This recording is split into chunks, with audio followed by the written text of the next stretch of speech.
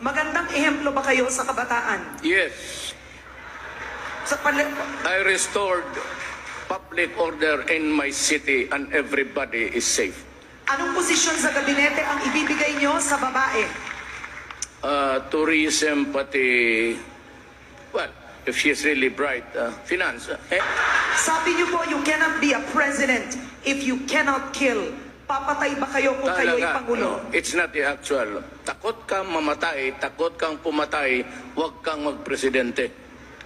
Anong sitwasyon ang posibleng mag-udyok sa inyo para magdeklara ng martial law? Well, rebellion, lawless violence, and, rebellion and lawless So, violence. posible ang martial law sa panunungkulan nyo? No, cannot be. Wala namang, hindi na ganoon kalawak ang rebellion natin.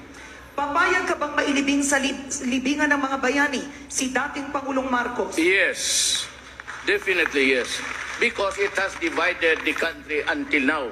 Halos lahat ng Ilocano galit kung bakit ganon ang nangyari. Kabalan niyo po sa mga drug syndicate na hindi tumitigil sa kanilang ano? Hindi ako